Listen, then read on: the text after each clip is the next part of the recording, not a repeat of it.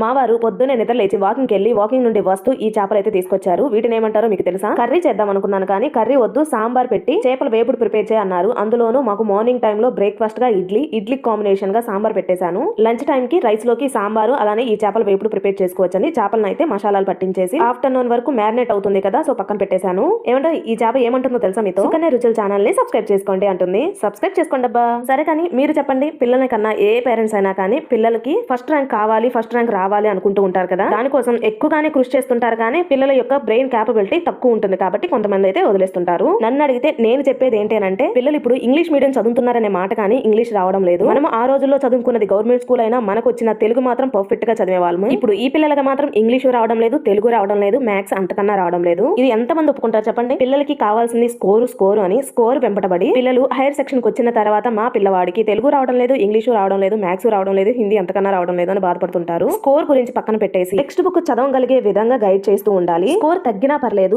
ఏ class లో ఉంటే ఆ క్లాస్ పిల్లలు ఆ క్లాస్ కి తగ్గ సిలబస్ ఆ పర్టికులర్ టెక్స్ట్ బుక్ రీడ్ చేయగలుగుతున్నారా లేదా ఒక్కసారి అబ్జర్వ్ చేయండి. ఏ క్లాస్ లో ఉన్నా కానీ మించిపోయింది ఏం లేదు. ఇప్పటికైనా రియలైజ్ అయ్యాం కాబట్టి ఇప్పటి నుంచి అయినా కానీ స్కోర్ ని పక్కన పెట్టేసి సబ్జెక్ట్ మీద కాన్సన్ట్రేషన్ చేయండి. స్టార్టింగ్ కష్టంగా ఉన్నా కానీ ఏదైనా కష్టపడితే రాని ఫలితం అంటూ ఉండదు. ఇప్పుడు చెప్పండి దీని గురించి మీ ఒపీనియన్ ఏంటో. సరే కానీ ఇంతకీ ఈ చేపల వేపుడు నచ్చిందో లేదో కామెంట్ చేయండి. వీడియోకి లైక్ చేసి సబ్స్క్రైబ్ చేసుకొని వెళ్ళండి అబ్బా.